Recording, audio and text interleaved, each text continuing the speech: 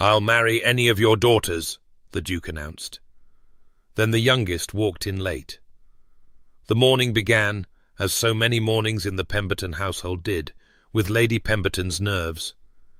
"You cannot imagine what I have suffered," she announced to no one in particular, pressing a hand to her chest as though her heart might escape, if not physically restrained.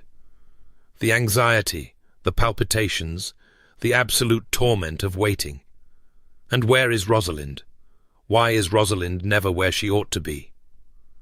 Lady Cordelia Pemberton, eldest of the 4 daughters, and universally acknowledged as the beauty of the family, examined her reflection in the gilt-framed mirror above the mantelpiece and adjusted a golden curl. "Rosalind is at that dreadful hospital again, Mamma. She told you at breakfast." "She tells me many things." "That does not mean I am required to listen." Lady Pemberton consulted the letter clutched in her trembling hand for the 14th time since its arrival an hour past. The paper had grown soft and creased from handling, the elegant script blurring slightly where nervous perspiration had touched it. "The Duke of Thornfield. The Duke of Thornfield wishes to call upon us regarding a matter of matrimonial interest. Girls, do you comprehend what this means?" Lady Beatrice, the second daughter, looked up from her embroidery with the perpetually worried expression that had earned her the reputation of being delicate. "It means we must change into receiving gowns and ensure the good china is brought out for tea." "It means," Lady Margaret, the third daughter, and the one most inclined toward practicality, said flatly, "that someone has finally noticed we exist, though I cannot imagine why a duke would trouble himself with our family when he might have any heiress in England." "Margaret, really?"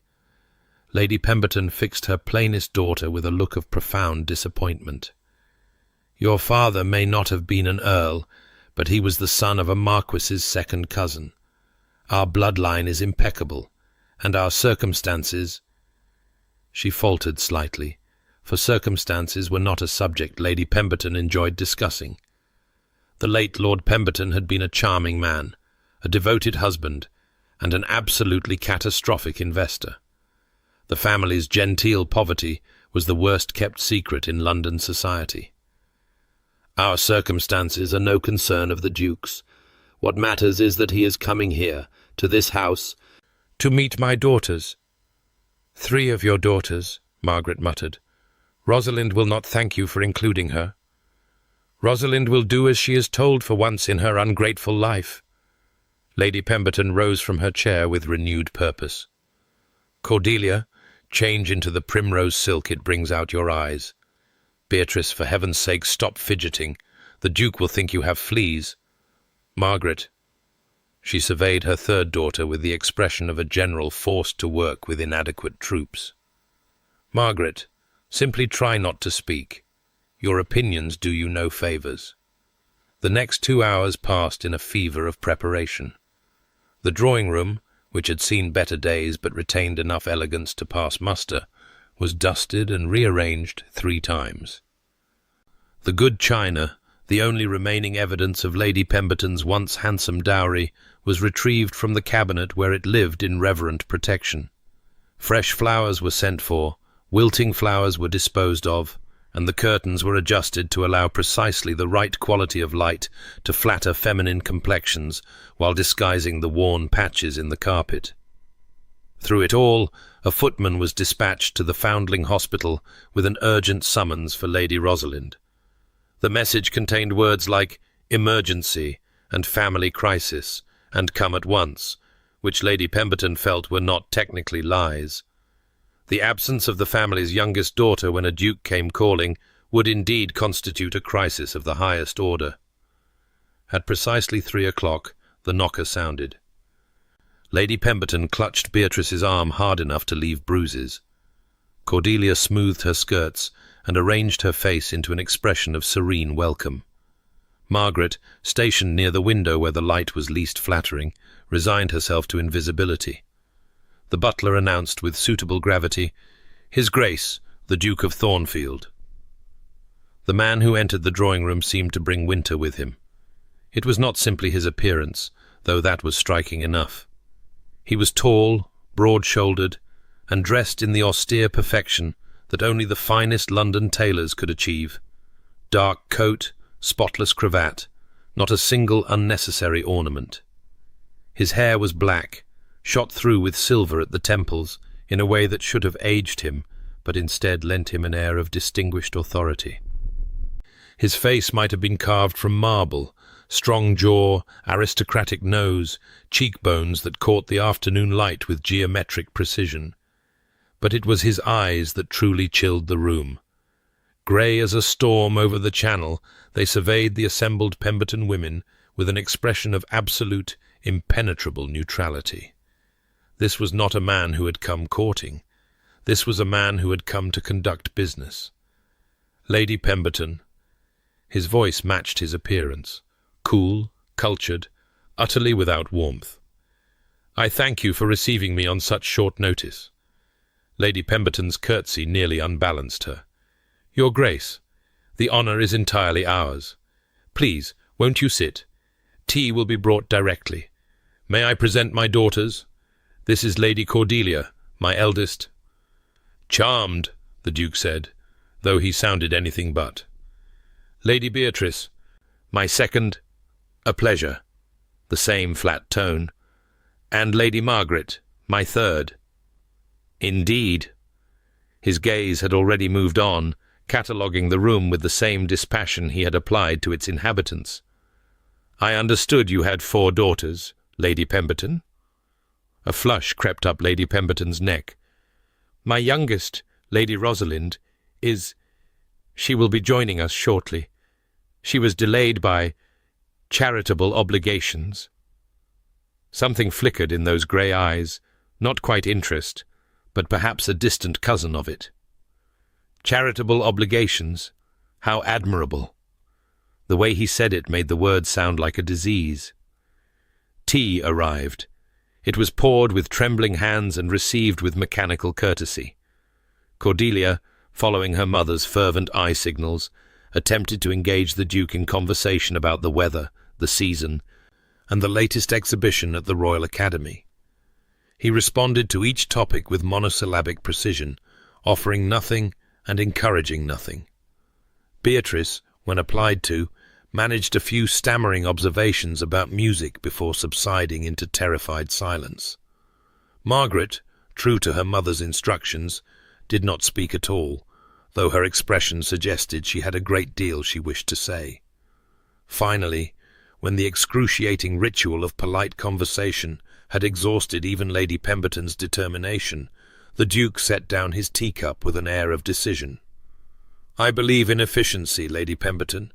It is what has made me successful in all my endeavours, and I see no reason to abandon it in matters of matrimony.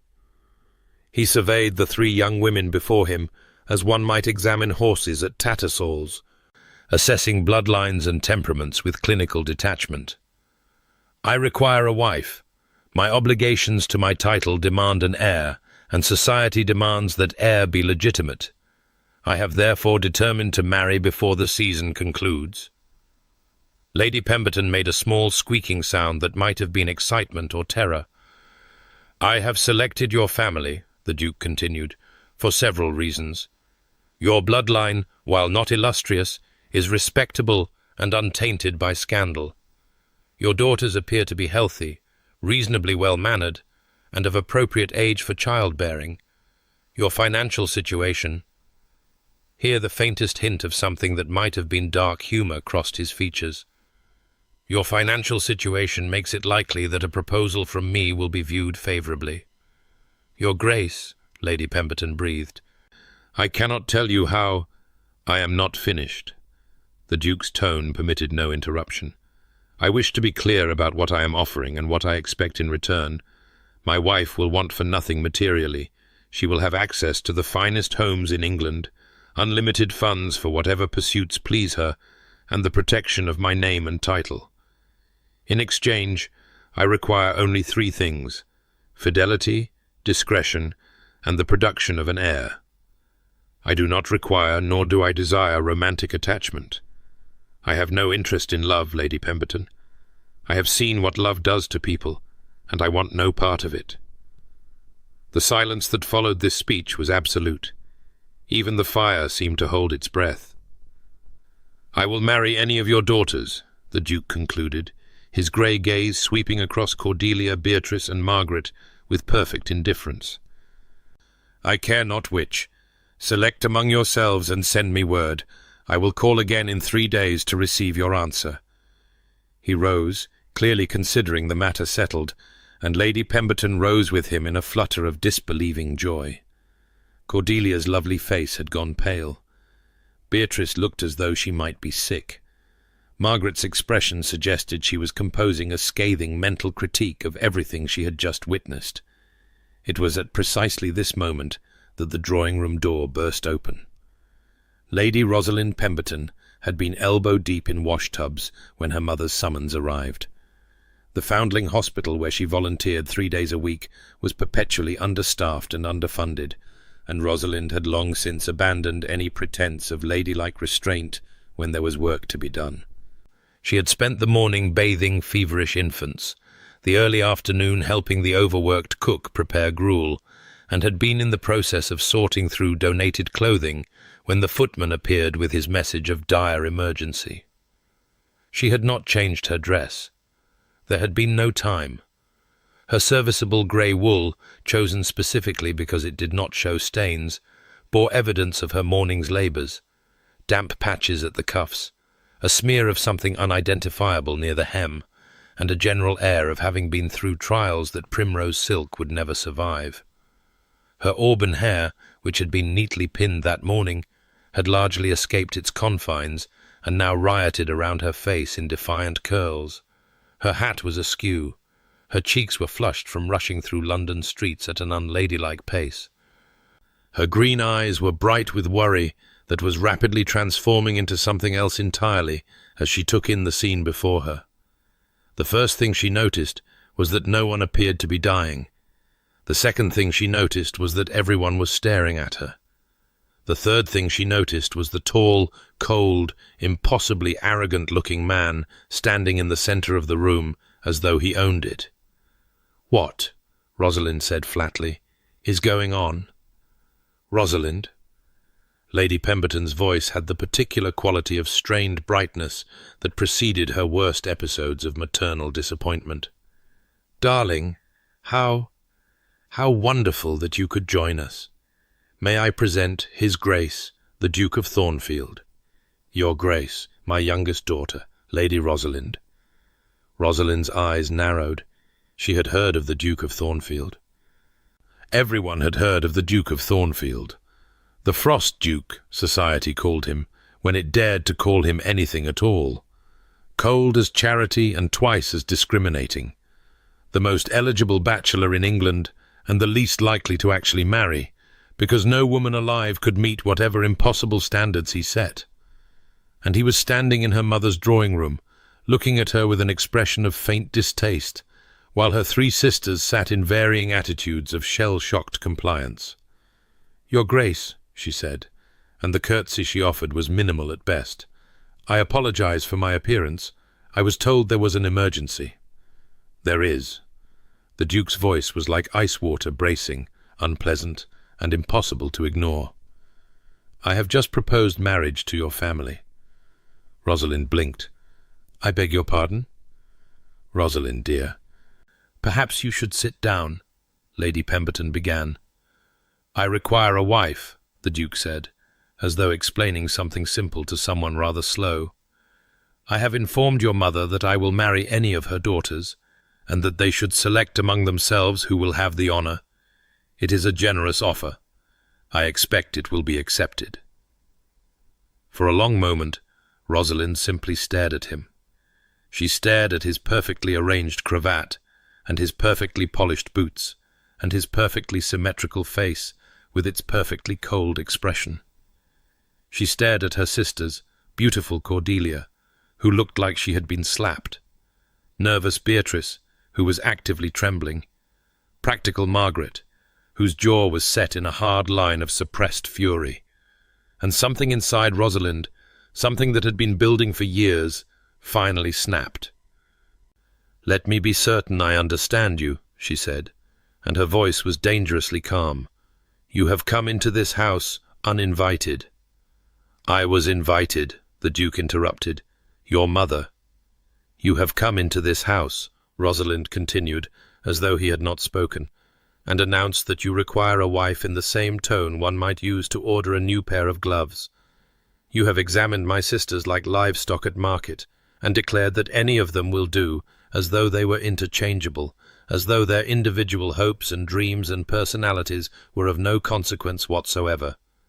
And you expect this to be considered a generous offer?"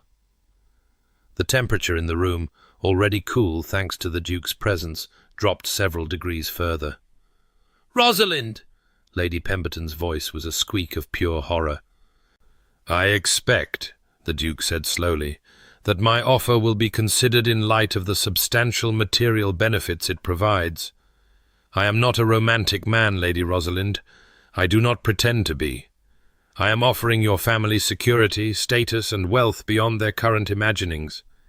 In exchange, I ask only for the basic duties of a wife. I fail to see what is objectionable about this arrangement." "Then you are either a fool or a monster, and I cannot determine which." Rosalind's hands had clenched into fists at her sides. "Marriage is not a business transaction, Your Grace, or rather it should not be. It is the binding of two lives, two souls, two futures. It should be entered into with respect, with affection, with at least the hope of happiness. Not—" She gestured at him, at the room, at the entire absurd situation. "Not this. Not a man who cannot even be bothered to learn which sister he is proposing to, because it does not matter, because we are all the same to him, because we are not people at all, merely potential broodmares for his precious heir." The silence that followed was so complete that Rosalind could hear her own heartbeat pounding in her ears. The Duke had gone very still. Those grey eyes, which had been cold before, were now absolutely arctic. When he spoke, his voice was soft in a way that was somehow more frightening than shouting would have been. "You speak of respect and affection, Lady Rosalind. Tell me, in your extensive experience of marriage, which I assume you must have to speak with such authority, did respect and affection protect you from the disappointments of reality? Did romantic love put food on your table when investments failed and debts mounted? Did hope of happiness keep the creditors from your door?" Rosalind felt the blood drain from her face. He knew. Of course he knew. A man like the Duke of Thornfield would have researched her family's circumstances before ever setting foot in their home. "I thought not," he continued, when she did not answer. "You speak of souls and futures as though they exist in some ethereal realm untouched by practical concerns. But we do not live in that realm, Lady Rosalind. We live in this one. And in this one, a woman's choices are limited. She may marry well and secure her future, or she may cling to romantic ideals and find herself dependent on the charity of relations who resent her. I am offering your sisters a third option, security without pretense. A business arrangement honestly acknowledged as such, rather than dressed up in pretty words that mean nothing." "And you think this is better?" Rosalind demanded. "To enter a marriage knowing it is nothing but a transaction? To spend a lifetime with someone who does not love you, does not even wish to love you?" "I think it is honest." The Duke's lip curled slightly. "Which is more than most marriages can claim. I have seen what happens when people marry for love, Lady Rosalind. My own parents were desperately in love when they wed. Within 5 years, they had made one another so miserable that they could not be in the same room without drawing blood. My mother died bitter and broken. My father drank himself into an early grave. Love did not save them. Love destroyed them." He paused. And something flickered in those cold eyes, something that might have been pain, quickly suppressed. "I will not repeat their mistakes. I will not promise what I cannot deliver. And I will not be lectured on the sanctity of marriage by a young woman who has never experienced it." The words hit Rosalind like a physical blow. She had imagined she knew what kind of man the Duke of Thornfield was: arrogant, yes, and cold, and impossibly high-handed. But she had not expected this. This raw honesty about his own wounds, his own fears. This acknowledgement that behind the frost was something that had been burned. It did not change her opinion of his proposal, but it complicated it. "Your parents' marriage was one example," she said, and her voice was softer now, though no less firm.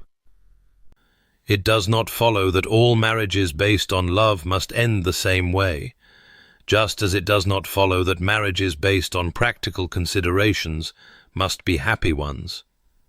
She thought of her sister Eleanor, of the charming Lord Ashby, who had swept her off her feet with pretty words and prettier promises, of the bruises Eleanor had tried so hard to hide, of the light that had gone out of her eyes a little more each year.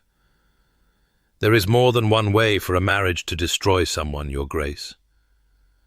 For a long moment, they simply looked at one another. Something passed between them. Recognition, perhaps, or acknowledgement. Two people who had seen behind the curtain of societal expectations and understood that the reality was often far uglier than the performance. Then Lady Pemberton burst into noisy sobs. "My nerves!" she wailed. "Oh, my poor nerves! Rosalind, how could you? The Duke of Thornfield was kind enough to honour us with his proposal, and you have insulted him beyond redemption. We shall be ruined. We shall be cast out of society entirely. We shall die in poverty and disgrace, and it will all be your fault." "Mamma, please calm yourself," Beatrice said, though she looked nearly as distressed as her mother. "I will not calm myself. I will not. After everything I have sacrificed, everything I have worked for. Lady Pemberton." The Duke's voice cut through the hysteria like a blade. "Compose yourself. Your nerves are not in danger, and neither is your social standing. I take no offence at your daughter's passionate opinions. Indeed, I find them rather refreshing. It has been some time since anyone dared speak to me with such frankness." Lady Pemberton's sobs stuttered into confused silence. "However," the Duke continued, "I believe I have taken enough of your time for one afternoon. I will call again, as I said, in 3 days. I trust that by then your daughters will have reached a decision." His gaze swept across the room once more, lingering for just a moment longer than necessary on Rosalind. "Good day." He was gone before anyone could respond, the front door closing behind him with a quiet finality that somehow echoed through the entire house. For a long moment, no one spoke. Then Lady Pemberton rose from her chair, crossed the room in 3 quick steps, and slapped Rosalind across the face. "You wicked, selfish, impossible girl," she hissed. "Do you have any idea what you have done? Any idea at all?" Rosalind's cheeks stung, but she did not flinch. She had weathered her mother's disappointment too many times to be surprised by it now. "I have told a man the truth about his abhorrent proposal. I cannot find it in myself to regret that." "You have humiliated us. You have humiliated me." Lady Pemberton's eyes were wild. "The Duke of Thornfield does not offer marriage to families like ours. He does not offer marriage to anyone. This was our chance, your sister's chance, and you have thrown it away on your ridiculous principles." "My principles are not ridiculous." Rosalind's voice was steady, though her heart was pounding. Marriage should be whatever keeps a roof over our heads." Lady Pemberton's composure shattered entirely. "Do you think I do not know what you believe? That I trapped your father with a pretty face and an empty head? That I care more for status than for my daughter's happiness? You know nothing, Rosalind. Nothing. I married your father because I loved him, yes, loved him, despite what you clearly think of me, and that love did not protect us when he lost everything. Love did not educate you girls. Love did not keep us in society when every door should have closed against us. Practicality did that. Calculation did that. The marriage of love you dream of, it is a luxury that families like ours cannot afford." The words hung in the air, raw and terrible and uncomfortably true. Rosalind looked at her mother, really looked at her, perhaps for the first time in years. She saw the lines of worry around Lady Pemberton's eyes, the grey in her hair that no amount of careful styling could fully disguise, the desperate fear behind the social ambition. This was a woman who had watched her world crumble and rebuilt it through sheer force of will. A woman who had sacrificed her own happiness to ensure her daughters had choices she herself had never had. And Rosalind had just destroyed the best choice any of them were likely to receive. "I'm sorry, Mamma," she said quietly. "I did not mean to." "You never mean to." Lady Pemberton turned away, suddenly looking much older than her years. "That is the tragedy of you, Rosalind. You never mean to cause harm. It simply happens whenever your principles encounter reality." She left the room without another word. Beatrice hurried after her, murmuring about sal volatile and rest. Margaret remained by the window, her expression unreadable. Cordelia was the one who finally broke the silence. "Well," she said, in the bright, brittle voice she used when pretending not to feel things, "that was certainly dramatic. I do hope you are satisfied, Rosalind. You have saved us all from the terrible fate of wealth and security. I have saved you from a man who sees you as interchangeable."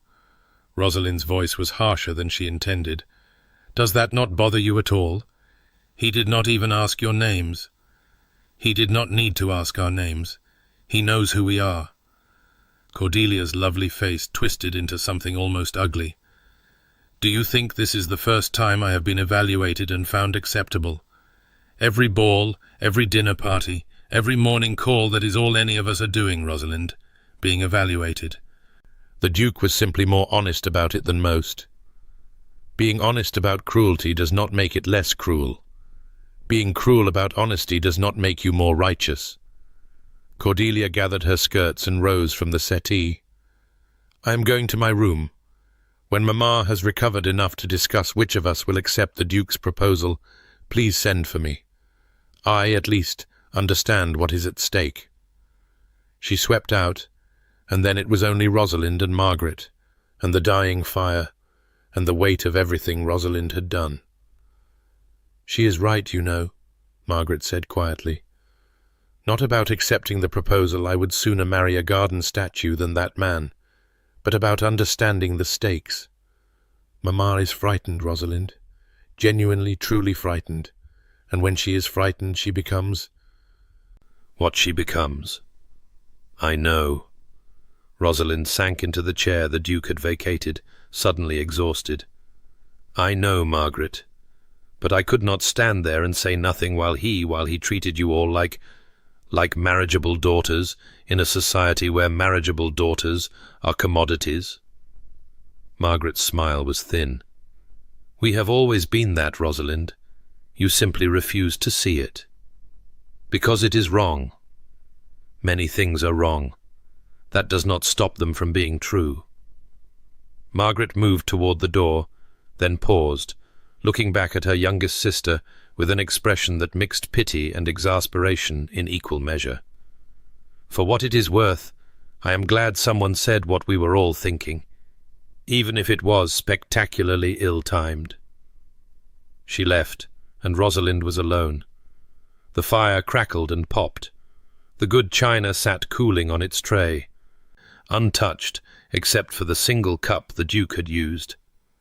Outside, the sounds of London continued, unabated carriages rattling past, street vendors calling their wares, life going on as though nothing of significance had occurred in this small drawing-room. Rosalind closed her eyes and tried to remember what righteous anger felt like. It had been so clear just moments ago. The Duke was wrong, his proposal was insulting, and she had been justified in saying so. But now, in the quiet aftermath, the certainty was beginning to fray at the edges. She thought of her father, who had loved his wife and daughters desperately and had bankrupted them through a combination of poor judgment and worse luck. She thought of Eleanor, who had married for love, or what she believed was love, and now lived in elegant misery with a man who owned her body and soul. She thought of her mother, who had sacrificed everything for security and found that even security was not guaranteed. And she thought of the Duke, standing in this room with winter in his eyes, offering a future without love, because he had seen what love could do. He was not wrong. That was the terrible part. He was not entirely wrong. But he was not right either. Rosalind believed that with every fibre of her being. Marriage could be more than a transaction. Love could be more than a trap. There had to be a way to find security and happiness both, to build a partnership of equals rather than a hierarchy of owner and owned. She simply had not found it yet, and perhaps she never would.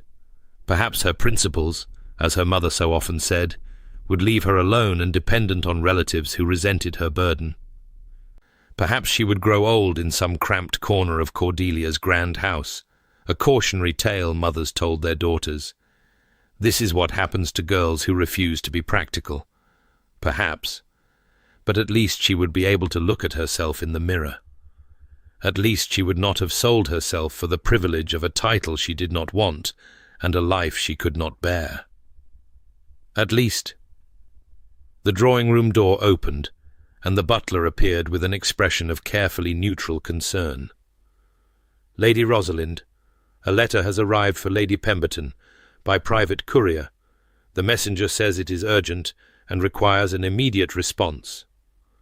"Mamma is resting. Give it to me." He hesitated. Lady Rosalind was not, strictly speaking, the appropriate person to receive correspondence addressed to her mother, but something in her expression must have convinced him, because he handed over the sealed envelope without further protest. The paper was heavy and expensive. The seal, pressed in dark red wax, bore an elaborate crest that Rosalind did not immediately recognize. But when she turned the envelope over, the direction written in bold black script made her heart stop. "Lady Pemberton, regarding the matter discussed this afternoon. From His Grace, the Duke of Thornfield." Her hands were trembling as she broke the seal. "Lady Pemberton, upon further reflection, I find that I have changed my mind regarding the terms of my proposal. I will not, as I originally stated, marry any of your daughters. I have a specific preference, and I see no reason to deny it. I will marry Lady Rosalind, and only Lady Rosalind. She has 1 week to accept or refuse, but I would ask her to consider, before she refuses, that she is unlikely to receive a more advantageous offer. I am not proposing because I require her specifically. I require a wife, and any suitable woman would serve. But Lady Rosalind is the first person in many years to speak to me as though I were a human being rather than a title. I find I am unwilling to give that up. I do not promise love. I do not promise romance. I do not promise any of the things she clearly believes are essential to a marriage. What I promise is honesty, respect, and the freedom to live as she chooses within the bounds of propriety. She may continue her charitable work. She may read whatever she likes and say whatever she thinks. She will not be required to perform a happiness she does not feel. In short, I am offering her the one thing she seemed to believe I could not, a partnership between equals. Whether she has the courage to accept it remains to be seen. I await her decision. Thornfield. Rosalind read the letter 3 times. Then she read it again. Then she began to laugh. It was not happy laughter, or amused laughter, or even the slightly hysterical laughter that sometimes followed moments of extreme tension. It was the laughter of someone who had just discovered that the universe has a sense of humor, and that humor is cruel. The Duke of Thornfield, cold, arrogant, impossible Duke of Thornfield, had chosen her. Not her beautiful sister, or her accomplished sister, or her practical sister. Her, the one who had insulted him to his face. The one who had called his proposal abhorrent and his attitude monstrous. The one who had made absolutely clear that she wanted nothing to do with him or his mercenary approach to marriage. He had chosen her because of that, not in spite of it. And the worst part The truly terrible part was that some small, traitorous corner of her heart was intrigued. A partnership between equals, the freedom to live as she chose, honesty and respect instead of pretty lies. These were the things she had always wanted, the things she had believed were impossible to find in a society that treated women as decorative possessions. The Duke was offering them to her. The Duke, who did not believe in love, who had watched his parents destroy each other, who had chosen to freeze rather than risk burning again. He was offering her something real, something honest, something that might perhaps be built into something more if she were brave enough to try. But that was ridiculous. She could not seriously consider marrying a man she had met once, a man who had made clear he would never love her, a man whose primary qualification was that he would not pretend to feel things he did not feel. Could she? Rosalind looked at the letter in her hands.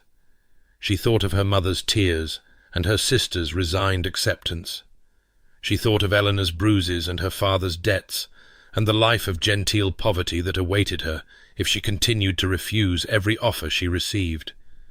She thought of the Duke's eyes, grey and cold, and yet somehow, for just a moment, vulnerable. And she thought of what he had said about love, that he had seen it destroy people, and he wanted no part of it. Perhaps that was true. Perhaps love was dangerous, and passion was destructive, and the only safe marriage was one built on practical considerations rather than romantic dreams. Or perhaps the Duke was simply afraid. Perhaps behind all that frost was a man who had been hurt so badly that he could not imagine opening himself to hurt again. A man who had chosen numbness over pain because pain was the only alternative he knew. Rosalind knew something about pain. She knew something about choosing safety over risk, about building walls and refusing to let anyone close enough to knock them down. She had been doing it for years, after all, ever since she watched Eleanor's happiness curdle into despair, ever since she understood that marriage, for women, was a gamble with impossible odds, all the power on one side, all the vulnerability on the other. But the Duke was offering to change those odds, not through love, which could disappear as quickly as it came, but through contract, through terms negotiated and agreed upon, through a partnership that depended not on the whims of the heart, but on the obligations of the word. It was cold. It was mercenary. It was everything she had railed against just hours ago. And yet... Rosalind stood, still clutching the letter, and walked to the window. Outside, London continued its endless dance of commerce and ambition. Somewhere in this city, the Duke of Thornfield was waiting for her answer, waiting to see if she would prove herself as impossible as her reputation suggested, or if she would recognize that he was offering her something no other man ever had, the chance to matter. She did not know what to do. For the first time in her carefully principled life, Rosalind Pemberton had no idea what the right answer was. She knew only that she had 1 week to find it, and that whatever she decided, nothing would ever be the same again. The letter trembled in her hand, the Duke's bold signature staring up at her like a challenge. I await her decision. So did she. The letter of refusal took Rosalind 3 days to write. Not because she was uncertain, she was entirely certain, she told herself firmly, that marrying the Duke of Thornfield would be a catastrophic mistake, but because finding the right words proved unexpectedly difficult. Every draft she composed seemed either too harsh or too gentle, too formal or too familiar, too final or not final enough. The first attempt began, "Your Grace, I am sensible of the honour you have done me, but I must decline." She crumpled it after the second sentence, disgusted by its simpering courtesy. The second attempt began, "Your Grace, I would sooner marry a particularly intelligent lamppost than accept your insulting proposal." This was more satisfying to write, but perhaps not conducive to maintaining civil relations between their families. The third attempt began. "Your Grace, I have given considerable thought to your offer, and find that while I appreciate the honesty of your terms, I cannot in good conscience." She stopped there, troubled by the word appreciate. Did she appreciate his honesty? Was that what this strange, unsettled feeling in her chest meant? In the end, the letter she sent was brief and businesslike. "Your Grace, I thank you for your proposal, but must respectfully decline. I wish you success in finding a bride more suited to your requirements. Lady Rosalind Pemberton." She sealed it with her own modest stamp, gave it to a footman for delivery, and tried to convince herself that the matter was now closed. Her mother, who had oscillated between furious tirades and tearful pleading for the past 3 days, would eventually accept the situation. Her sisters, who had regarded her with varying degrees of resentment and confusion since the Duke's letter arrived, would eventually forgive her. Life would return to normal. She almost believed it. The Duke's response arrived the following morning. "Lady Rosalind, I am in receipt of your refusal. I do not accept it. I shall call upon you this afternoon at 3 o'clock to discuss the matter further." Thornfield Rosalind stared at the letter in disbelief. He did not accept it? What did that even mean? One could not simply refuse to accept a refusal. That was not how refusals worked.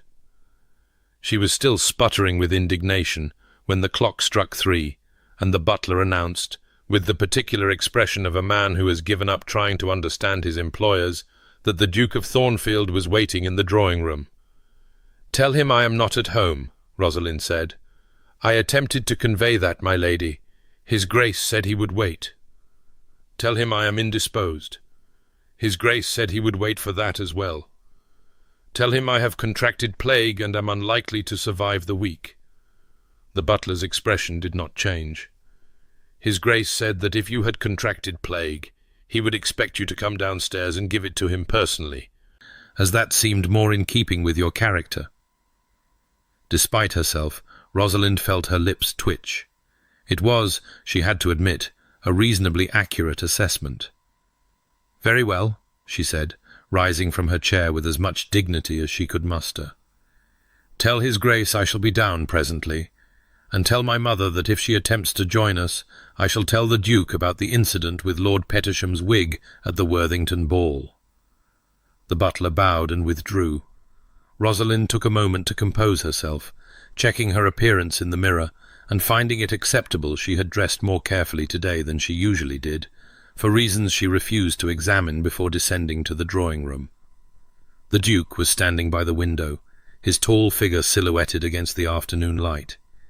He turned when she entered, and something in his expression shifted almost imperceptibly, a softening around the eyes, a slight relaxation of the jaw before the familiar mask of aristocratic indifference fell back into place. "Lady Rosalind, how gratifying that you could tear yourself away from your charitable obligations.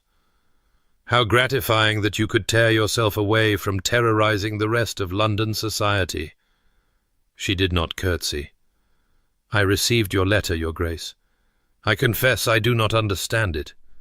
When a woman refuses a proposal of marriage, it is customary for the gentleman to accept that refusal and withdraw. I have never been much interested in custom."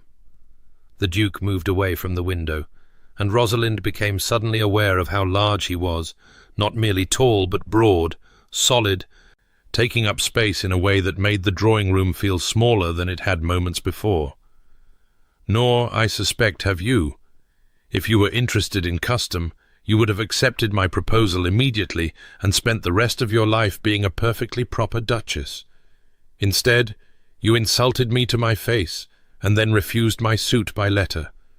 This suggests to me that you and I have rather more in common than you would like to admit." "We have nothing in common." "No." He raised one dark eyebrow. "We are both stubborn beyond all reason. We both say exactly what we think, regardless of consequence. We both find society's expectations tedious and largely pointless. And we both—" He paused, and something flickered in those grey eyes. We both understand what it is to build walls, Lady Rosalind. To protect ourselves from the weakness of caring too much. The accuracy of this assessment stung more than Rosalind wanted to admit. You presume to know a great deal about me, Your Grace, for a man I have met exactly once. Twice now, and I have been making inquiries. He began to walk a slow circuit of the room, examining the furnishings with apparent interest. You volunteer at the Whitmore Foundling Hospital 3 days a week, where you are known for your refusal to treat the children as charity cases and your insistence on teaching the older girls skills that might actually be useful. You have refused 6 proposals of marriage in 3 seasons, each time giving a different excuse that your mother found inadequate. You read extensively in philosophy and natural history, subjects considered inappropriate for young ladies, and have been known to correct gentlemen who express ignorant opinions in your presence. Rosalind felt heat rising in her cheeks. You have been spying on me. I have been researching you. There is a difference. He stopped his circuit directly in front of her, close enough that she could smell the faint scent of sandalwood and leather that clung to his coat. I am not in the habit of proposing marriage to women I know nothing about. When I decided to marry you, I wished to understand exactly what I was getting. You decided to marry me before you had ever seen me. I decided to marry one of your sisters before I had ever seen any of you. The decision to marry you specifically came after our first meeting, when you demonstrated that you were precisely the kind of woman I had spent 10 years convincing myself did not exist. Rosalind's heart was doing something strange and uncomfortable in her chest. What kind of woman is that? One who is not afraid of me. The Duke's voice was quiet, almost soft. One who sees past the title to the man beneath and finds him wanting. One who would rather live in genteel poverty than sell herself for security. He paused. One who believes that marriage can be more than a transaction, even if she has never seen evidence to support that belief. I do not understand you. The words came out as barely more than a whisper. You told me you do not believe in love. You told me you want a marriage based on practical considerations, nothing more. And yet you are standing here, saying, I am standing here saying that I was wrong. The admission seemed to cost him something. A muscle tightened in his jaw, and his eyes, for just a moment, lost their coldness. Not about love. I still believe that romantic love, as society understands it, is a dangerous illusion. But I was wrong to think that a marriage of convenience could be built with any suitable woman. It cannot. It requires someone specific, someone whose particular qualities complement one's own. He took a breath. Someone like you. Rosalind should have refused him again. She should have told him that his pretty words changed nothing, that she was not interested in being anyone's convenient bride, that he could take his proposal and his inquiries and his presumptuous certainty and leave her alone. Instead, she heard herself say, You do not know me. Not truly. You know facts about me, but facts are not knowledge. They are not understanding. Then help me understand. The Duke's voice was low, urgent. Give me a chance to know you as you actually are, not as society sees you. Let me prove that I am more than the Frost Duke, that there is something beneath the ice worth discovering. If, after you have seen the real man, you still wish to refuse me. He paused, and something that might have been pain crossed his features.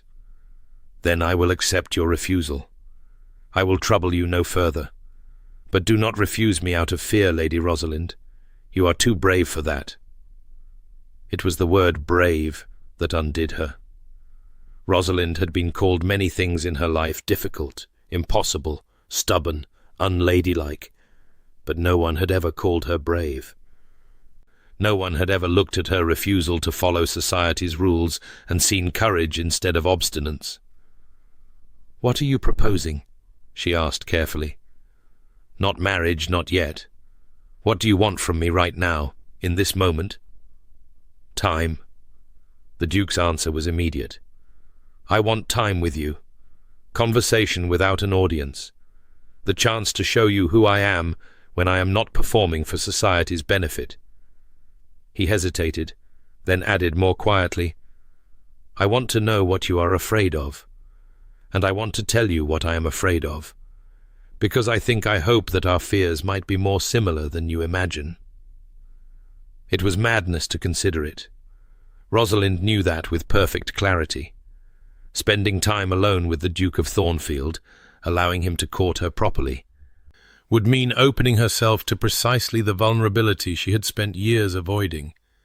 It would mean risking the comfortable certainty of refusal for the terrifying possibility of acceptance. But it would also mean the chance to understand him, to see past the frost to whatever lay beneath, to discover whether this strange, cold, unexpectedly honest man might be capable of becoming something more. The Foundling Hospital, she heard herself say. You mentioned becoming a patron. Were you serious? Something shifted in the Duke's expression. Surprise, perhaps, or respect. I was entirely serious. I have more money than any one man needs, and precious little to do with it that feels meaningful. Then come tomorrow, at 10 o'clock. I will show you the hospital, introduce you to the children, explain what we need and why. Rosalind met his eyes steadily. If you truly wish to know who I am, you should see where I spend my time, what I care about, what I believe is worth fighting for.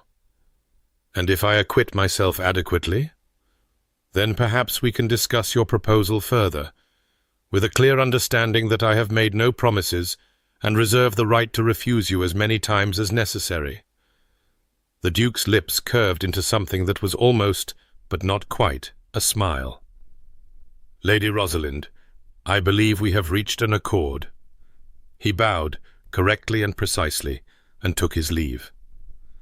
Rosalind remained standing in the drawing-room for several long minutes after he had gone, her heart racing and her mind churning with the peculiar, exhilarating, terrifying sense that she had just agreed to something far more significant than a tour of a charitable institution.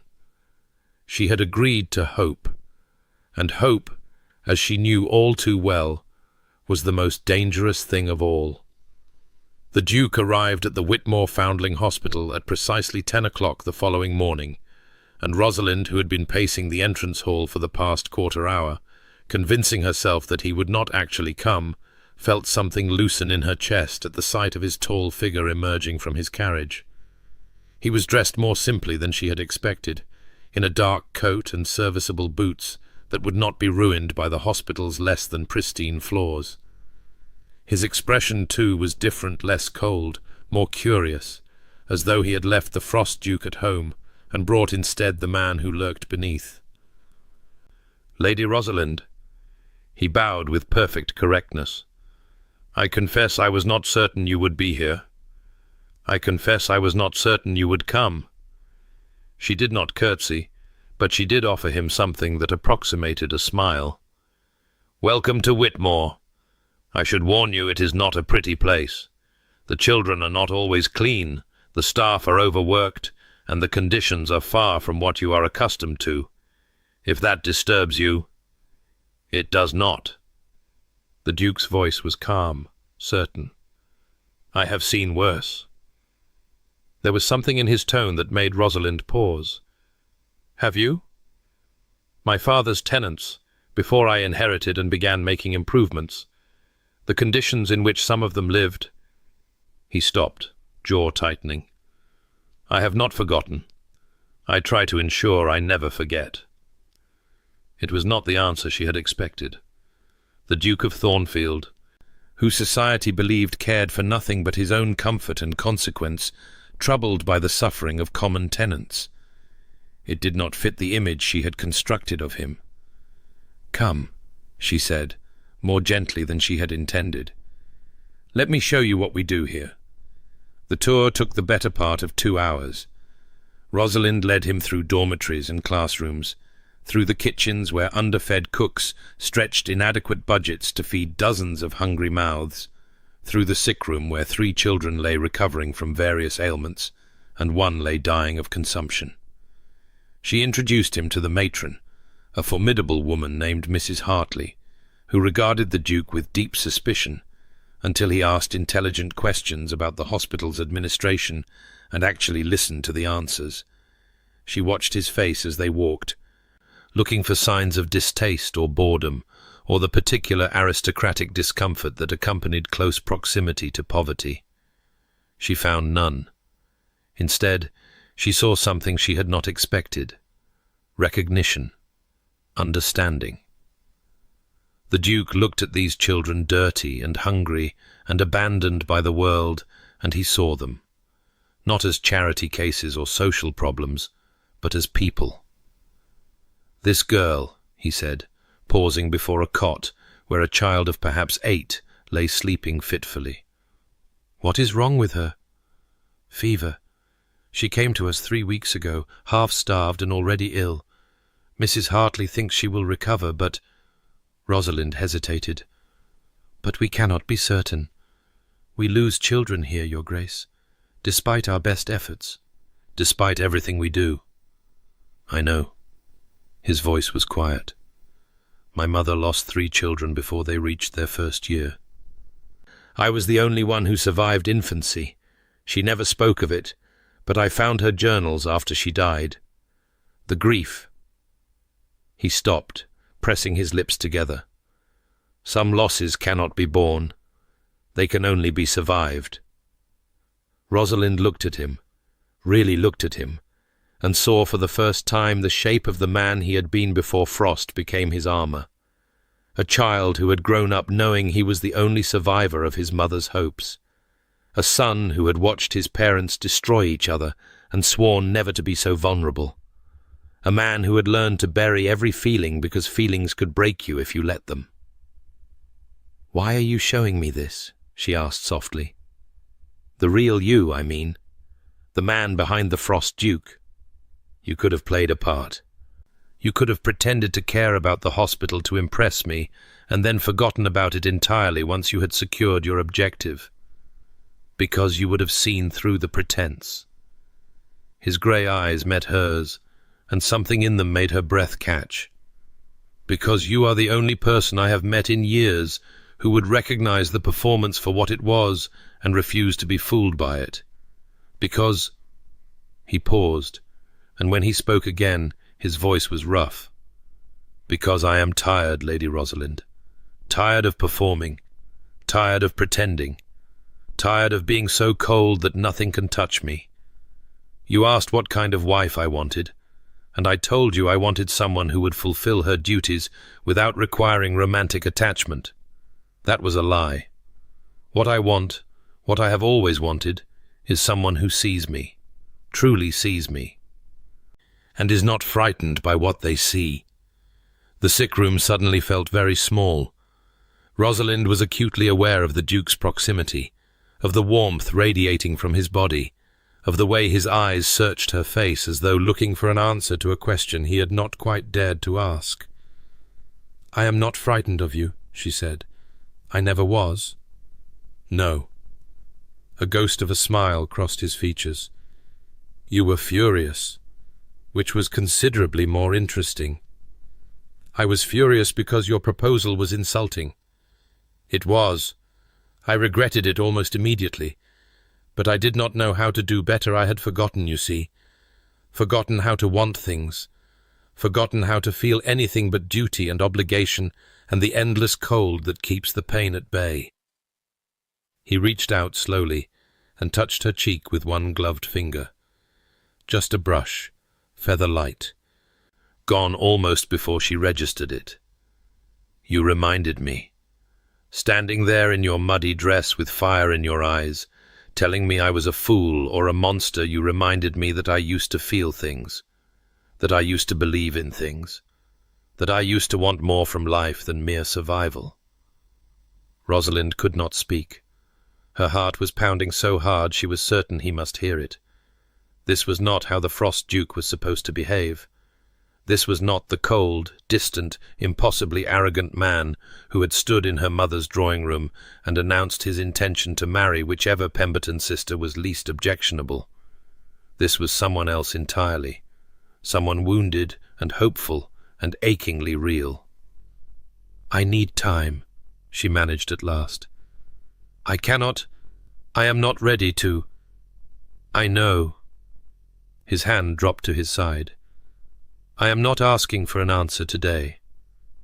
I am asking only for the chance to keep proving myself, to keep showing you who I am, to keep earning—" He paused, and the word that came next seemed to cost him something. "To keep earning your trust." Trust. That was the crux of it, Rosalind realized. Not love, not romance, not the grand passion that songs and stories promised. Trust. The foundation upon which everything else might be built. "Come back tomorrow," she said. "We are teaching the older girls to read. You could help, if you wished." The Duke's expression shifted into something that was almost wonder. "You would trust me with children?" "I am trusting you with considerably more than that, Your Grace. Whether you prove worthy of it remains to be seen." She turned and walked away before he could respond. Her heart still racing and her mind churning with possibilities she was not yet ready to name.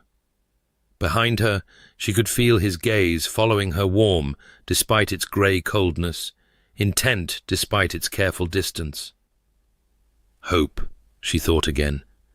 The most dangerous thing of all, but perhaps also the most necessary. The Duke of Thornfield became a regular fixture at the Whitmore Foundling Hospital over the following weeks. He arrived every morning at 10 o'clock, dressed in serviceable clothes that grew progressively less fine as he discovered what foundling hospital work actually entailed. He learned the names of every child in residence, all 47 of them, and remembered which ones preferred porridge thick and which preferred it thin, which ones were frightened of thunder and which ones were fascinated by it, which ones needed firm guidance and which ones needed gentle encouragement. He read to the younger children in a voice that had lost all trace of aristocratic condescension. He helped the older boys with their mathematics, displaying a patience that Rosalind would never have suspected from their first meeting. He sat with the dying girl, little Mary, whose fever had returned with terrifying force, and held her hand through her final hours, then helped carry her small body to the cart that would take her to be buried. "You should not have done that," Rosalind told him afterward, when they stood together in the hospital's small garden, and the weight of death hung heavy between them. "Duchesses do not carry coffins. It is not proper. I am not a duchess." His voice was rough. "And she was alone. Someone should carry her. Someone should remember that she existed." Rosalind looked at him, at the lines of grief carved into his face, at the dampness he was not quite managing to blink away from his eyes, and felt something shift irrevocably in her chest. "Why does it matter to you?" she asked quietly. "These children, they are not your responsibility. They are nothing to you. They are human beings who deserve to be seen." He turned to face her, and his expression was raw in a way she had never witnessed. "I spent too many years not seeing Lady Rosalind, hiding behind my title and my wealth and my carefully constructed indifference, pretending that the suffering of others was not my concern, because acknowledging it might mean feeling something." He drew a shuddering breath. "You taught me otherwise. Or rather, you reminded me of what I already knew and had chosen to forget. I taught you nothing. You already cared, you simply would not admit it. Perhaps."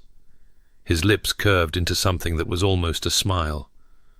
"Or perhaps you gave me permission to care again, to believe that vulnerability was not the same as weakness, that opening oneself to pain was the price of opening oneself to joy." The garden was small and walled, hidden from the street by climbing roses that had not yet begun to bloom. They were entirely alone. The impropriety of it should have troubled Rosalind, but she found she could not bring herself to care about propriety. Not now. not when the Duke was looking at her as though she held the answer to every question he had ever asked. "I have been thinking about your proposal," she said, surprising herself. Something flickered in his eyes, hope, perhaps, or fear. "And?" "I am not ready to accept it. Not yet." She held up a hand to forestall his response. "But I am no longer certain I wish to refuse it either. You are not the man I believed you to be. Whether that makes you a man I could marry—" She paused, searching for words that would not come. "I do not know yet. I need more time." "You may have all the time you require." His voice was gentle, patient, so different from the cold efficiency of his first proposal. "I will wait, Lady Rosalind, for as long as it takes. Even if I ultimately refuse you? Even then." He stepped closer, and Rosalind found she could not bring herself to step back. "I told you once that I did not believe in love. I still do not believe in the love that society celebrates, the grand passion that burns hot and dies faster. But I am beginning to believe in something else, something quieter, something that builds over time, through shared work and shared grief and shared moments of unexpected grace." His hand rose again to touch her cheek, and this time she did not pull away. "I do not love you yet, Lady Rosalind, but I could. I believe I could, if you gave me the chance." Her heart was doing something strange and unfamiliar. It felt like breaking and healing at once, like walls crumbling and something new rising in their place. "And if I gave you the chance," she said softly, "what would you do with it?" "I would learn you." His thumb traced a gentle arc across her cheekbone. "I would discover what makes you laugh, and what makes you cry, and what brings that magnificent fire to your eyes. I would read the books you love and argue philosophy with you, and tell you when I think you are wrong, because I know you would hate a husband who agreed with everything you said. I would take you to my estates and show you the places that shaped me. I would introduce you to my aunt, who has been demanding to meet the woman who finally thawed the Frost Duke, and to my tenants, who would adore you. I would build a life with you, Lady Rosalind, a real life. Not the frozen performance my parents enacted, and not the mercenary transaction I proposed in my mother's drawing room. Something new, something true." Rosalind's eyes were burning. She blinked rapidly, refusing to let the tears fall, refusing to show him how deeply his words had affected her. "That is quite a list of promises, Your Grace." "Sebastian." His voice was barely more than a whisper. "Please. My name is Sebastian." It was the intimacy of that request, a Christian name, offered without pretense, that finally broke through Rosalind's defences. She had called him the Frost Duke, the Duke of Thornfield, Your Grace. She had held him at arm's length with titles and formality, protecting herself from the danger of seeing him as a person. But he was a person. This wounded, hopeful, unexpectedly tender man was a person, and he was asking her to see him. "Sebastian," she said, and his eyes closed briefly, as though the sound of his name on her lips was something precious. "Thank you," he murmured. "That is thank you." She did not know who moved first. Perhaps neither of them did. Perhaps it was simply gravity, or inevitability, or the accumulated weight of all the moments they had shared, drawing them inexorably together. But suddenly his lips were on hers, and the world tilted on its axis, and Rosalind understood with terrible clarity why poets wrote about the destruction love could wreak. The kiss was not gentle. It was not careful or restrained or proper. It was hungry and desperate and raw, a collision of two people who had spent too long alone and had finally found something worth breaking their solitude for. Sebastian's hands framed her face, his fingers threading through her hair, and Rosalind clutched at his coat as though he were the only solid thing in a world that had suddenly become uncertain. When they finally broke apart, both of them were breathing hard. "Well," Rosalind managed, her voice unsteady, "that was improper." Sebastian's laugh was shaky. "Completely, utterly improper. If anyone had seen, I would tell them that a duke proposed marriage to me in the most insulting manner possible, and I have been making him work for forgiveness ever since." "Is that what this is? Forgiveness?" "I do not know what this is." She looked up at him, this man who had entered her life like a winter storm, and somehow left her feeling warmer than she had ever been. "But I am tired of being afraid to find out." Sebastian's expression softened into something that made her heart ache. "Does this mean you will consider my proposal? Truly consider it?" "I will consider it." Rosalind stepped back, putting distance between them before she lost all sense of propriety entirely. "But I still require time, and I still reserve the right to refuse you." "Of course." But he was smiling, actually smiling, with warmth and genuine joy, and Rosalind thought that perhaps the Frost Duke had finally begun to thaw. The scandal broke 3 weeks later. It began, as scandals often do, with a whisper. Lady Pemberton heard it first, at a morning call she had been dreading, from a woman whose friendship had always been somewhat conditional. "My dear Lady Pemberton, I felt you should know," Mrs. Worthington said, her eyes glittering with the particular malice of gossip well deployed. "There are rumours circulating about your youngest daughter. Such distressing rumours. I am certain they are entirely unfounded, of course, but still one hears things." Lady Pemberton, whose nerves had been remarkably steady since the Duke of Thornfield began courting Rosalind in earnest, felt her composure crack. "What sort of rumours?" "Well?" Mrs. Worthington leaned forward with the air of someone bestowing a great favour. "It is said that Lady Rosalind has been seen alone with the Duke, regularly alone, at that dreadful charitable institution she frequents. Unchaperoned, my dear, for hours at a time." "The Duke is courting my daughter," Lady Pemberton said stiffly, "with my full knowledge and approval." "Oh, certainly, certainly. But you know how people talk, and some are suggesting that the Duke's interest is not entirely honourable, that he is merely amusing himself with a young woman too naive to recognize his true intentions." Mrs. Worthington's smile sharpened. "The impossible Pemberton, they called her. Now they are calling her something rather less flattering, I'm afraid." Lady Pemberton returned home in a state of high agitation and confronted her daughter immediately. Rosalind, who had spent the morning at the hospital and the afternoon with her head in the clouds, found herself facing a mother whose expression combined terror and fury in equal measure. "It is not true," she said, when Lady Pemberton had finished her tearful recitation of the rumours. "Sebastian the Duke has been entirely proper. We have never—" "You call him Sebastian?" Lady Pemberton's voice rose to a shriek. "You have been alone with him often enough to call him Sebastian? Rosalind, do you have any idea what you have done?" "I have done nothing wrong. The Duke has been a perfect gentleman. We have talked, that is all.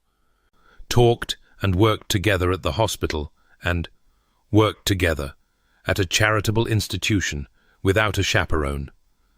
Lady Pemberton pressed a hand to her forehead. "I knew your charity work would be the ruin of us. I knew it. And now the Duke will withdraw his suit, and you will be unmarriageable, and we shall all be destroyed because you could not behave like a proper young lady for 5 minutes together." Rosalind wanted to argue, wanted to defend herself, but a cold fear was beginning to creep into her heart. What if her mother was right? What if the rumours reached Sebastian, and he decided she was more trouble than she was worth? What if everything they had built together over these precious weeks crumbled in the face of society's judgment? She did not have to wonder for long. A letter arrived the following morning, bearing the Thornfield seal. "My dear Rosalind, I have heard the whispers. I imagine you have as well. I am writing to assure you that my feelings for you are unchanged, and my intentions toward you remain entirely honourable. However, I fear the situation requires decisive action. The gossips will not be silenced by denials, and I will not allow your reputation to be damaged by association with me. I propose we marry immediately, by special license, before the scandal can spread further. This will silence the rumors and protect your good name. I know this is not the courtship I promised you. I know you wished for more time, but I hope you will trust that my motives are genuine. I await your answer. Yours, Sebastian. Rosalind read the letter 3 times, her emotions churning. Marriage. Immediate marriage. It was what she had spent weeks resisting, and now Sebastian was offering it as a solution to a problem he had not created. She should have been grateful. She should have accepted immediately, relieved that the man she had grown to care for was willing to sacrifice his own preferences to protect her. Instead, she felt a creeping unease that she could not quite explain. The source of the rumors remained unclear, but when Rosalind mentioned the matter to Margaret that evening, her sister's face went pale. "Lord Ashby has been asking about you," Margaret said quietly. "I overheard him at the Cavendish Musicale, questioning Lady Winterton about your activities. I thought nothing of it at the time, but now—" "Lord Ashby?" Rosalind's blood ran cold. What interest could Eleanor's husband possibly have in my affairs? "I do not know." "But he has been watching you, Rosalind. I have noticed it for weeks. The way his eyes follow you when you enter a room, the way he contrives to be near you at gatherings. I thought perhaps I was imagining it, but—" "You were not imagining it." The voice came from the doorway, where Lady Eleanor Ashby stood with shadows under her eyes and a tremor in her hands. "Marcus has been obsessed with you ever since you refused to flatter him at the Pemberton ball last season. He does not tolerate defiance from women. He—" She stopped, swallowing hard. "He has decided to punish you, and he has decided that the best way to do so is to destroy your prospects with the Duke." Rosalind stared at her eldest sister, at the sister she had watched fade from a vibrant young woman into a hollow shell of herself, and felt rage building in her chest. "How do you know this?" "Because he told me." Eleanor's voice was flat, empty. "He takes pleasure in telling me things, in ensuring I understand exactly how powerless I am to stop him." She met Rosalind's eyes, and for a moment something fierce flickered behind the exhaustion. "He is feeding the rumors, Rosalind. He is the one who told Mrs. Worthington about your unchaperoned meetings with the Duke, and he will not stop until he has ruined you completely." The truth settled over Rosalind like a shroud. Lord Ashby, charming, handsome Lord Ashby, who had courted Eleanor with pretty words and prettier promises, was systematically destroying her reputation. Not because she had done anything wrong, but because she had refused to play the role he expected of her. And Sebastian was proposing marriage to save her from the consequences. She should have been grateful. She should have accepted. Any sensible woman would have. But Rosalind was not sensible. She was impossible. And she could not shake the terrible suspicion that marrying in haste would mean marrying in doubt that Sebastian's proposal, however well-intentioned, was contaminated by the very scandal it was meant to address. She needed time to think, time to understand her own heart, time to determine whether she was choosing Sebastian because she wanted him, or simply because she was afraid of what would happen if she refused. And so she did something she knew was cowardly, something she would regret for the rest of her life. She ran. The letter she left behind was brief and inadequate. "Sebastian, I cannot marry you. Not like this. Not with the shadow of scandal forcing our hand. I do not know if what I feel for you is love or gratitude, or simply the fear of facing society's judgment alone. I do not know if you are proposing because you truly want me, or because you feel obligated to rescue me from the consequences of our association. I need time to discover the truth of my own heart. Please do not follow me. Please do not try to find me.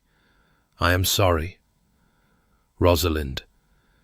She was halfway to Devon, jolting along in a hired carriage with only a small bag of belongings and the remnants of her pride, before she allowed herself to cry.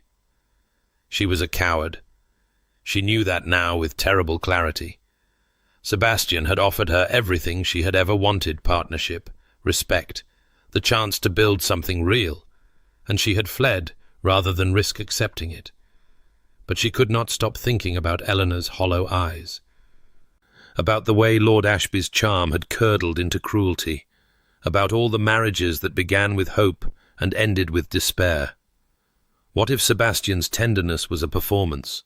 What if the man who had held dying children and read philosophy with orphans was simply playing a role to secure her acceptance?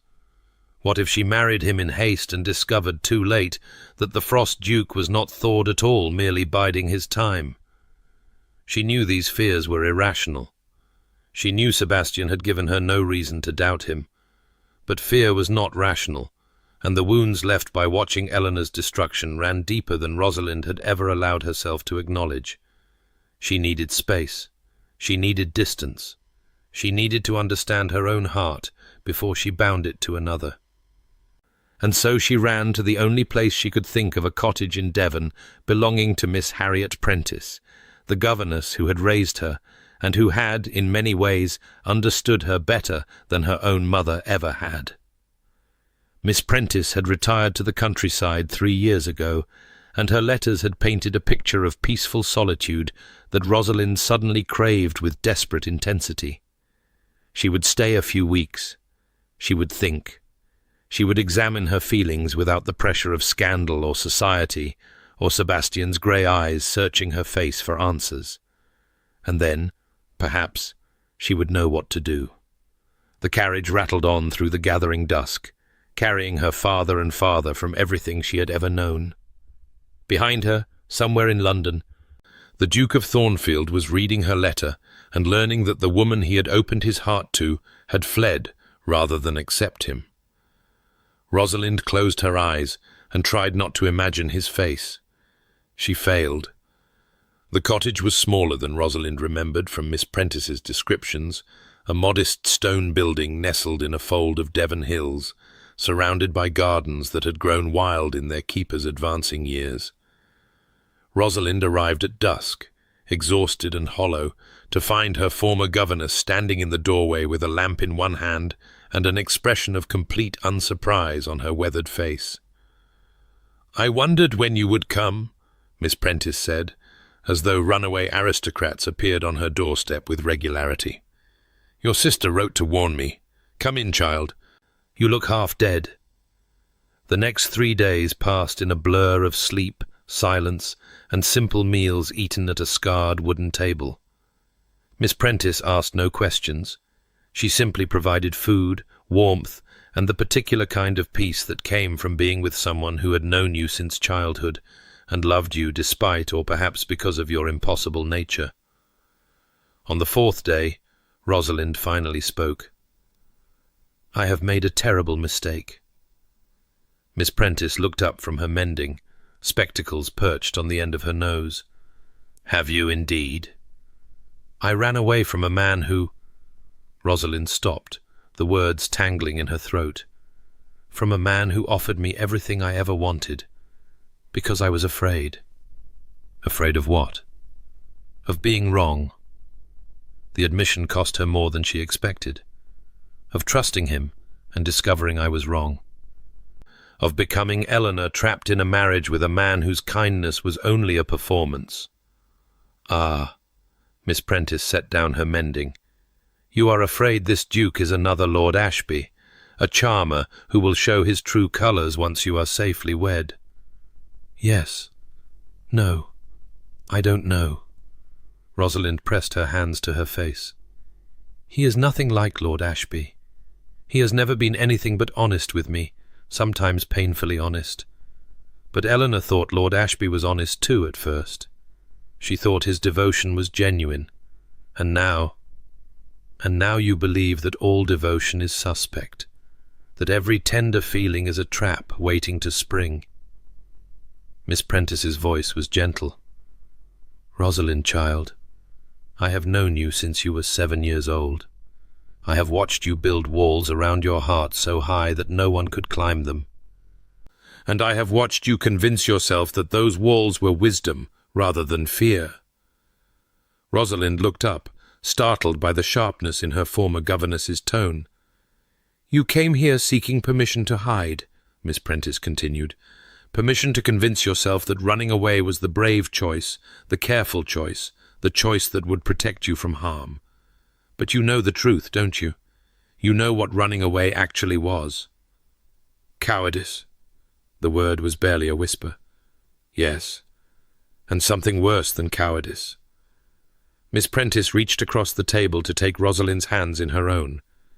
"It was a betrayal. You told this duke, this man who opened himself to you despite every wound he carried, that his vulnerability was not enough, that his patience was not enough, that no matter what he did or said or offered, you would never trust him enough to stay." The truth of it struck Rosalind like a physical blow. She had been so focused on her own fears, her own wounds, her own desperate need to protect herself, that she had not stopped to consider what her flight would mean to Sebastian. He had shown her his scars, the parents who destroyed each other, the broken engagement, the years of careful frost protecting a heart that still knew how to bleed, and she had responded by confirming his worst fears about love and vulnerability. She had taught him that opening himself to another person led only to abandonment. "What have I done?" The words emerged as something between a gasp and a sob. "He trusted me. He told me things he has never told anyone, and I made a mistake." Miss Prentice squeezed her hands. "Humans make mistakes, Rosalind, even impossible ones. The question is not whether you made a mistake. The question is what you intend to do about it." What she intended to do about it. As if the answer was simple. As if she could simply return to London, appear on Sebastian's doorstep, and expect him to forgive her for proving every fear he had ever had about love. But perhaps it was that simple. Perhaps the bravery she had always claimed to possess, the bravery Sebastian had seen in her when no one else did, meant doing hard things, even when the outcome was uncertain. "I need to go back," she said slowly. "I need to tell him." The knock at the door interrupted her. It was not a polite knock. It was the knock of someone who had travelled a great distance very quickly and had no patience left for social niceties. Before Miss Prentice could rise to answer it, the door swung open and the Duke of Thornfield stood on the threshold. He looked terrible. His usually immaculate clothes were dusty and travel-worn. His cravat had been tied with clear disregard for fashion, and shadows pooled beneath his eyes as though he had not slept in days. His dark hair, normally perfectly ordered, showed evidence of having been pushed back by frustrated hands multiple times. But it was his eyes that caught Rosalind's breath. Grey and storm-dark, they held a mixture of fury and anguish and desperate hope that made her heart clench painfully in her chest. "You," he said, and his voice was rough as gravel, "are the most infuriating woman I have ever met." Rosalind rose from her chair, her legs unsteady. "Sebastian, I specifically recall asking you not to run." He stepped into the cottage, filling the small space with his presence. "I specifically recall offering you time, patience, whatever you needed. And in return, you left me a letter. A letter, Rosalind, not even the courtesy of a face-to-face conversation, and disappeared in the middle of the night, like a thief fleeing the scene of a crime." "I know." Her voice emerged smaller than she intended. "I know, and I'm sorry." "Sorry." He laughed, and there was no humor in it. "You're sorry. Do you have any idea what the past 5 days have been like? I received your letter, and I thought I had done something wrong. I thought I had pushed too hard, moved too fast, frightened you away somehow. I spent 2 days tearing myself apart, trying to understand what I could have done differently, how I could have been better.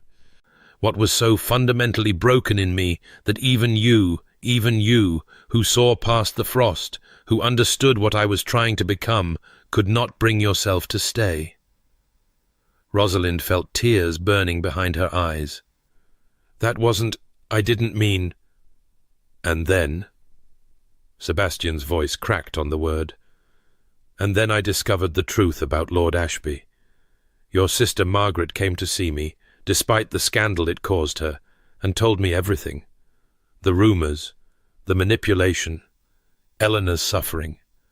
And I understood, finally, why you ran. But understanding did not make it hurt any less. I was afraid." The admission tore itself from Rosalind's throat. "I was so afraid of becoming Eleanor, of trusting someone, and discovering too late that their tenderness was a lie. I watched her marriage destroy her, Sebastian. I watched her become a ghost of herself. And I swore I would never— And so you decided that I must be the same." His voice was quieter now, but no less intense. "That every man who offered kindness was simply waiting for the chance to reveal his cruelty. That no matter what I did or said, no matter how I proved myself, I would always be guilty of crimes committed by someone else. I know it wasn't fair. It wasn't just unfair."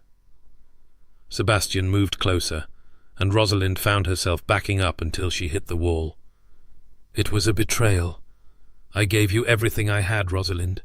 Every secret, every wound, every hope I had not dared to feel in a decade.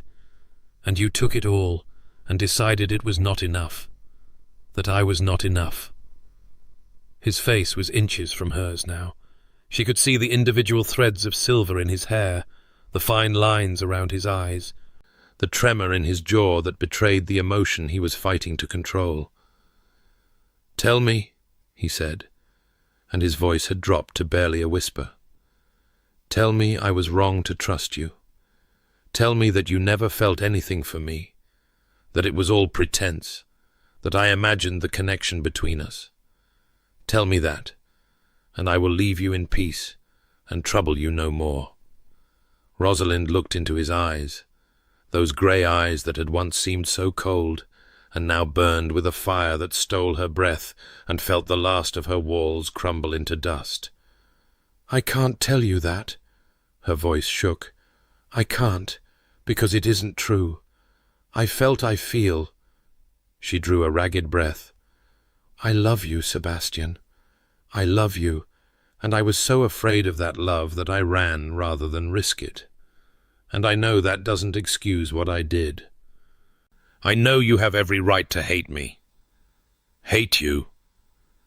Something shifted in his expression, the anger softening into something more complex. "I have spent 5 days riding across England like a madman. I have neglected my duties, scandalized my household, and probably ruined whatever was left of my reputation for cold detachment. Do you really believe I would have done any of that if I hated you? Then what? I love you." The words seemed to surprise him as much as they surprised her, as though he had not fully admitted them even to himself until this moment. "I love you, and I don't know how to stop, and I don't want to. I spent 10 years building walls so I would never feel this frightened again. And you walked in late and knocked them all down with your magnificent, impossible fury." Rosalind's heart was pounding so hard she could feel it in her throat. "You came all this way. I would have followed you to the ends of the earth." His hand came up to cup her face, his touch gentle despite the intensity in his eyes. "I would have crossed oceans. I would have waited years. Do you understand, Rosalind? When I said I would marry only you, I meant it. Not because you are convenient or appropriate or any of the cold calculations I use to justify my interest. Because you are you. Because there is no one else in the world who makes me feel the way you do. Because a life without you in it is not a life I want to live." She was crying now, tears spilling down her cheeks and onto his fingers, but she could not bring herself to care. "I don't deserve—" "Stop." His voice was firm but tender. "Stop telling yourself you don't deserve happiness, Stop punishing yourself for being afraid. Everyone is afraid, Rosalind. The question is not whether we feel fear. The question is whether we let fear make our choices for us. His thumb traced a gentle arc across her cheekbone. You made a mistake. So did I, with that cold and insulting proposal. We are both imperfect. We will both continue to make mistakes. But I would rather make mistakes with you than achieve perfection with anyone else. From somewhere near the fireplace, Miss Prentice cleared her throat meaningfully. I believe I shall take a turn in the garden, she announced, though neither Rosalind nor Sebastian paid her any attention. A very long turn. Do try not to burn the cottage down while I'm gone. The door clicked shut behind her, and they were alone. Marry me. Sebastian's voice was rough with emotion. Not because of scandal, not because of obligation, not because society expects it. Marry me because I cannot imagine my life without you in it. Marry me because you love me, and I love you, and together we can build something neither of us believed was possible. Rosalind's walls had crumbled.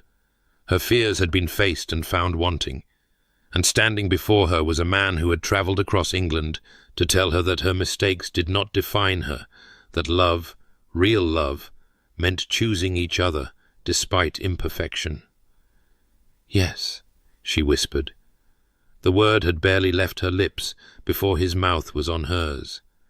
This kiss was different from their first, deeper, more certain, carrying the weight of everything they had survived to reach this moment. Sebastian's hands framed her face. Her fingers tangled in his coat, and for a long, perfect moment, the rest of the world ceased to exist. When they finally broke apart, both of them breathless, Sebastian rested his forehead against hers.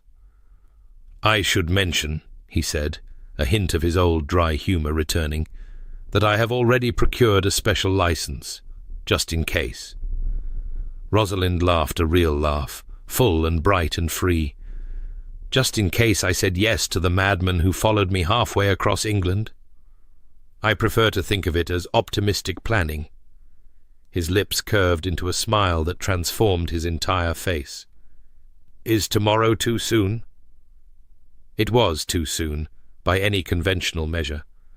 There would be no time for a proper wedding dress, no time for engraved invitations, no time for the elaborate preparations society expected.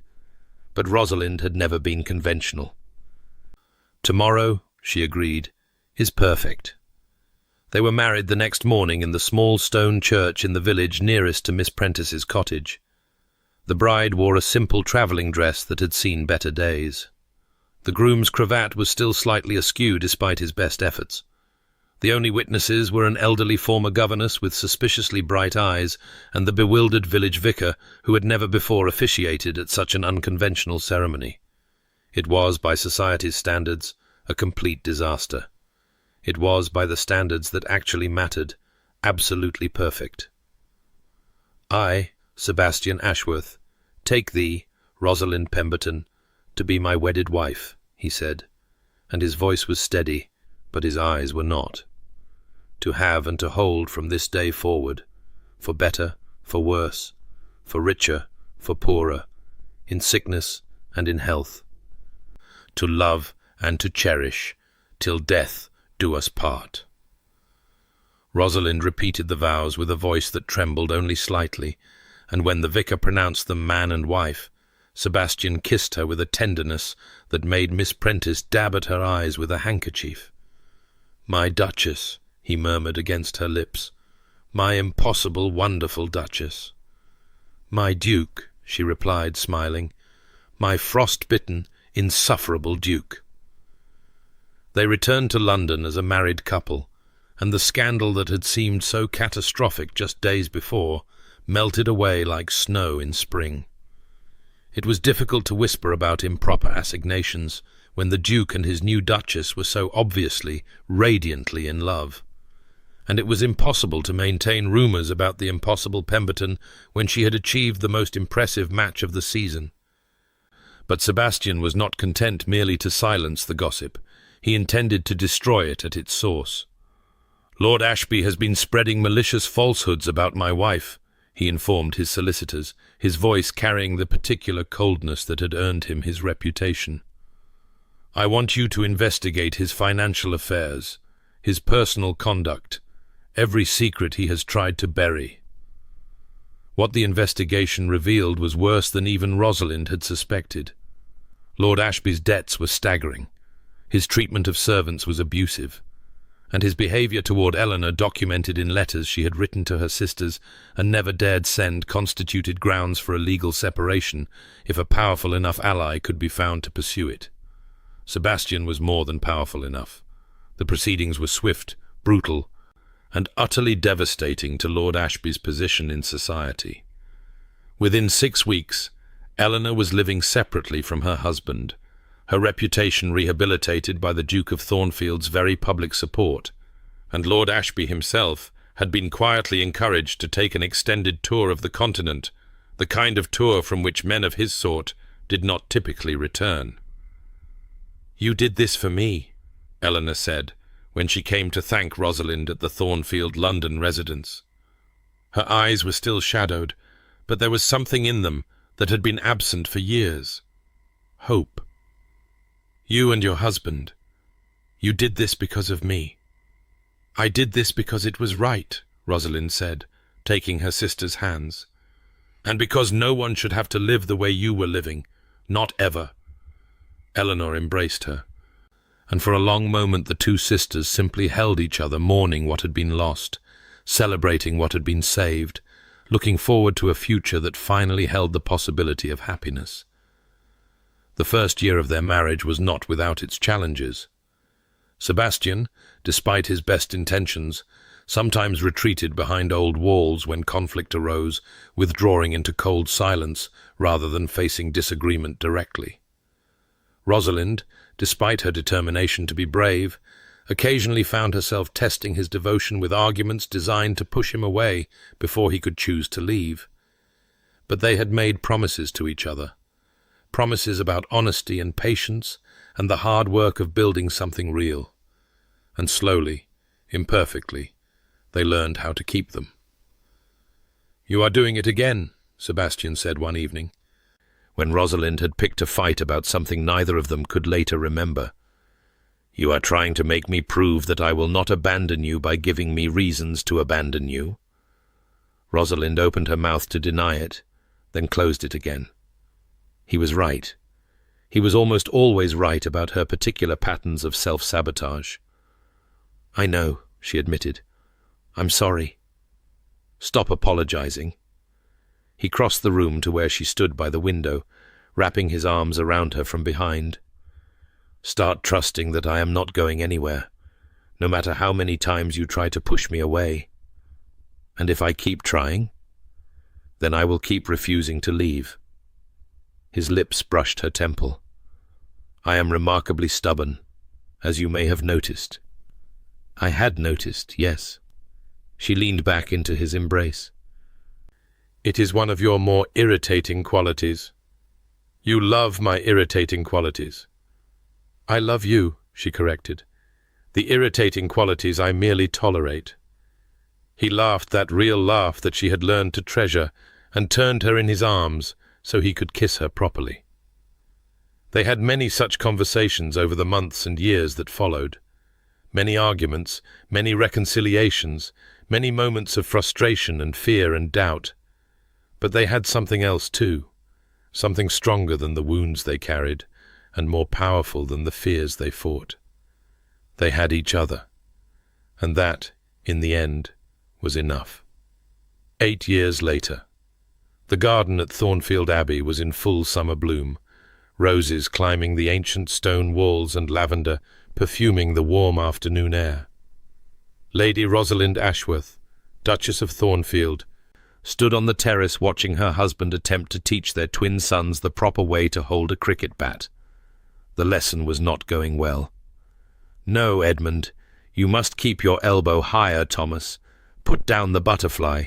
We are trying to—" "Edmund, that is not a bat. That is your brother's arm." "Papa!" a voice called from the branches of a nearby oak tree. You are making a terrible muddle of it." Sebastian looked up at his daughter, 8 years old, with his dark hair and her mother's green eyes, and gave her a look of fond exasperation. "Lady Charlotte, young ladies do not climb trees." "Lady Charlotte is not a young lady," Charlotte replied serenely. "She is an adventurer. Adventurers must climb trees to survey their territory for hostile forces. And have you spotted any hostile forces?" "Only you, Papa." "You are hostile to proper cricket instruction." Rosalind bit her lip to keep from laughing as Sebastian abandoned his lesson entirely and made his way to the terrace, leaving the twins to their own chaotic devices. "Your daughter," he announced, dropping into the chair beside her, "is impossible." "My daughter?" Rosalind smiled. "Funny, when she is being clever and charming, she is always your daughter. That is because cleverness and charm are clearly inherited from my side of the family.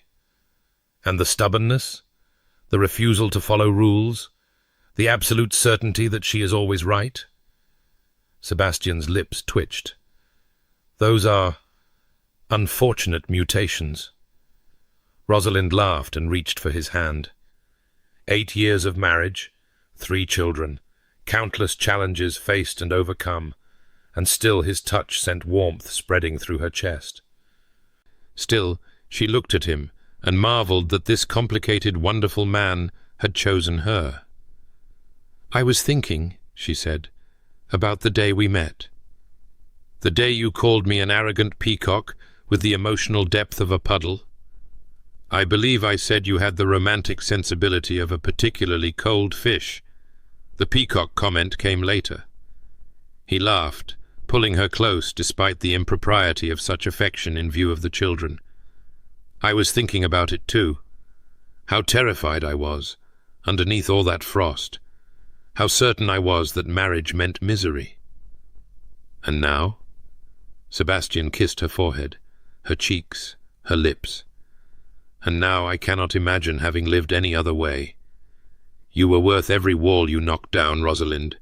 You were worth learning how to feel again." She leaned into him. This man who had proposed marriage like a business arrangement and learned to love like his life depended on it, because perhaps it did. And you were worth believing that partnership was possible, that love didn't have to mean surrender. From across the garden, Edmund's voice rang out. "Thomas hit me with the cricket bat." "I did not. Edmund ran into the cricket bat." And from the oak tree, Charlotte's serene observation. "You are both being ridiculous. This is why girls should be allowed to play cricket." Sebastian and Rosalind shared a look of amused resignation before rising to sort out their offspring. But Sebastian caught her hand before she could move, pulling her back for one last kiss. "Thank you," he murmured against her lips. "For what?" "For walking in late." His grey eyes, warmer now than she had ever believed possible, met hers with an intensity that still, after all these years, took her breath away. "For seeing through the frost. For being impossible enough to make me want to be possible." Rosalind smiled, her heart full to overflowing with a happiness she had once believed she would never find.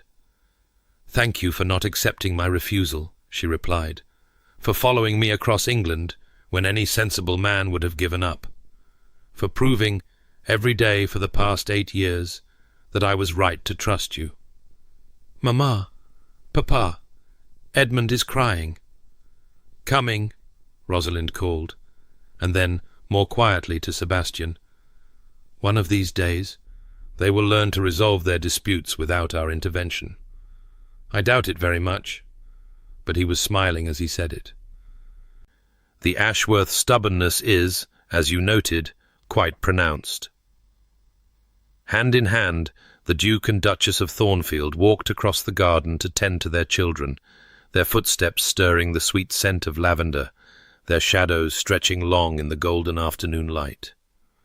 Behind them, Thornfield Abbey rose against the sky, ancient stones that had witnessed centuries of love and loss and everything in between. It had seen Sebastian's parents destroy each other within its walls.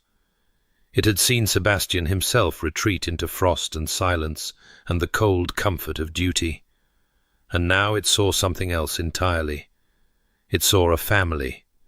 Imperfect, chaotic, occasionally prone to cricket-related violence, but bound together by something stronger than stone or tradition or the expectations of society. Love. Real love. The kind that was built over time, through shared work and shared grief and shared moments of unexpected grace. The kind that could thaw even the coldest heart. The kind that lasted. Charlotte dropped from her tree to join the family conference on Edmund's tears.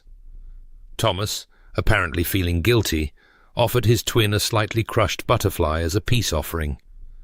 Sebastian suggested ice from the kitchen for the growing bruise, and Rosalind reminded everyone that this was why they did not play cricket unsupervised. It was, by any reasonable measure, complete chaos. It was, by the only measure that mattered, absolutely perfect. And as the family made their way back toward the house, Sebastian carrying Edmund, Rosalind holding Thomas's hand, Charlotte chattering about her plans to build a tree fortress, Rosalind thought about the young woman she had been 8 years ago, the impossible Pemberton, the one who had sworn she would never marry, never trust, never risk her heart on something as dangerous as love. That woman would not recognize the life Rosalind had built. That woman would not believe it was possible. But that woman had been wrong about a great many things. She had been wrong about marriage, wrong about trust, wrong about the impossibility of finding a partner who would see her as an equal rather than a possession. Most of all, she had been wrong about herself. She was not impossible. She was merely waiting for a man arrogant enough to propose to a room full of women and specific enough to choose the one who insulted him to his face. Waiting for a love that would challenge her and change her and make her braver than she had ever been alone. Waiting for Sebastian. The summer sun was beginning its slow descent toward the horizon, painting the sky in shades of gold and rose. From somewhere in the house, the cook was calling that dinner would be ready soon. The twins were already squabbling about who would sit where, and Charlotte was attempting to convince her father that adventurers should be allowed to eat in trees. It was noisy and messy, and nothing like the quiet, controlled life Rosalind had once imagined for herself. It was everything she had ever wanted. And as she walked through the doors of Thornfield Abbey, with her family around her, and her husband's hand warm in her own, Rosalind Ashworth, impossible, wonderful, profoundly beloved, smiled. Because this was what it meant to live. This was what it meant to love. And this was the happily ever after she had finally, impossibly, found.